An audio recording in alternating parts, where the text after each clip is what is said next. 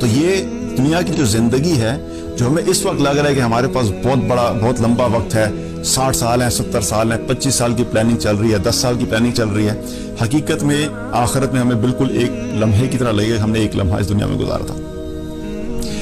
موت کے بارے میں رسول اللہ صلی اللہ علیہ وسلم نے فرمایا کہ اس کو کثرت سے یاد کیا کرو، اکثر ذکر حادم اللذات یعنی الموت۔ آپ صلی اللہ علیہ وسلم نے فرمایا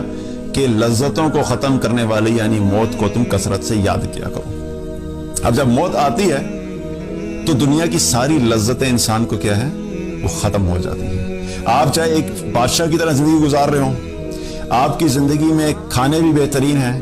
کپڑے بھی بہترین ہیں، گھر بھی بہترین ہے، گاڑیاں بھی بہت اچھی ہیں، آپ کا اپنے سوشل سرکل کے اندر ٹیکا بھی بڑا ہے، لوگ آپ کے لیفٹ رائٹ آگے پیچھے گھومنے پھرنے والے ہیں، آپ کی تعریفیں بھی ہوتی ہیں، ایک بادشاہ اور شہنشاہ کی طرح آپ زندگی گزار رہے ہیں، لیکن جس وقت موت آئے گی تو وہ ساری لذتیں، وہ ساری خوشیاں، وہ سارا مال، وہ سارا گھر، وہ سارے رشتے سب ٹوٹ جائیں گے اور اس کو وہ ختم کر دے گی۔ جب ملک الموت روح قبض کرنے کے لیے آتے ہیں تو وہ یہ نہیں دیکھتے کہ اس شخص کے بچے ابھی چھوٹے ہیں،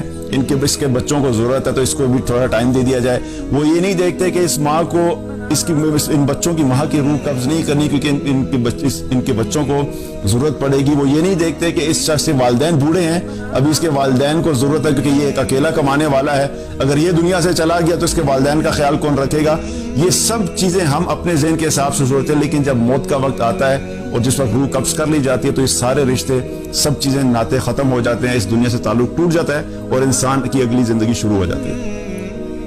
تو موت کو کثرت سے یاد کرنے کا حکم دیا آپ صلی اللہ علیہ وسلم نے کہ اس کو کثرت سے یاد کیا کرو۔ آپ صلی اللہ علیہ وسلم، صحیح مسلم کی ایک روایت ہے، اس کا مفہوم ہے کہ صحابہ نے فرمایا کہ آپ صلی اللہ علیہ وسلم اپنی والدہ کی قبر پر گئے اور وہاں پر خود بھی روئے، ہمیں بھی بہت رلایا، اور پھر آپ صلی اللہ علیہ وسلم نے فرمایا کہ میں نے اپنے رب سے دعا کی تھی کہ مجھے اس چیز کی اجازت دے دے کہ میں اپنی والدہ کے لیے بخشش کی دعا کر لیا کروں،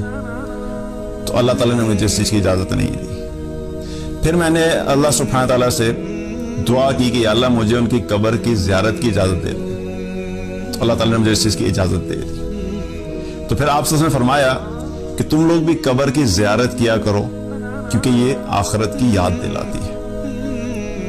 تو قبر کی زیارت کرنا کیا ہے، اس کا مقصد کیا بتایا کہ قبرستان جانا سے کیا ہے کہ انسان کو موت جب یاد آئے گی تو موت کی وجہ سے آخرت کی یاد آئے گی کہ آخرت بھی ایک آنے والی ہے، موت کے بعد کی بھی ایک زندگی ہے۔ اسی طریقے سے آپ نے ایک اور حدیث ہے، اس میں آپ نے فرمایا کہ میں نے تم لوگوں کو قبروں پہ جانے سے روکا تھا، اب میں تمہیں کہتا ہوں کہ تم قبروں پہ جایا کرو، کیونکہ قبرستان جانا اور قبروں کی زیارت کرنا انسان کے دل کو نرم کرتی ہے، اس کے آنکھوں سے آنسو جاری کرتے ہیں اور اس کو آخرت کی یاد دلاتی ہے، اور پھر فرمایا کہ وہاں جا کر فضول باتیں مت کرنا۔ تو قبرستان جانے کا مقصد آپ سے کیا فرمایا ہے کہ وہاں پر جب انسان جاتا ہے تو قبروں کو دیکھ کے انسان کو یہ احساس ہوتا ہے کہ آج یہ لوگ جہاں پر لیٹے ہوئے ہیں کل ہم نے بھی یہیں پہ جانا ہے۔ آج جس طریقے سے ہم لوگ زندگی بسر کر رہے ہیں، آج سے کچھ سال پہلے یہ لوگ بھی ایگزیکٹلی ایسی زندگی بسر کیا کرتے تھے۔ آج ہماری جو فکریں ہیں کہ کھانا بنانا ہے، اسکول جانا ہے، کالج جانا ہے، یونیورسٹی جانا ہے، آفس جانا ہے، اپنا بزنس کرنا ہے، آج ہمیں یہ ٹینشنز ہیں۔ ان لوگوں کو بھی ایگزیکٹلی یہی ٹینشنز تھی کچھ عرصہ پہلے تک، جب تک یہ قبر میں نہیں گئے تھے۔ آج یہ قبر میں ہیں تو ان کی فکریں اور ان کے حالات مختلف ہیں، آج ہمارے حالات مختلف ہیں، لیکن کل کو ہم نے بھی نہیں جگہ ان کے ساتھ ہونا ہے۔ تو جب ہم نے بھی یہاں پر جانا ہے تو آج دنیا میں تو ہم تیاری کر رہے ہیں کہ دنیا میں ہم ہر طرح سے کامیاب ہوں، دنیا میں ہم اس چیز کی فکر کر رہے ہیں کہ ہمیں کسی قسم کی کوئی مشکل نہیں آئے، دنیا میں ہمیں اس چیز کی تو فکر ہے کہ ہمارا کھانا اچھا ہونا چاہیے،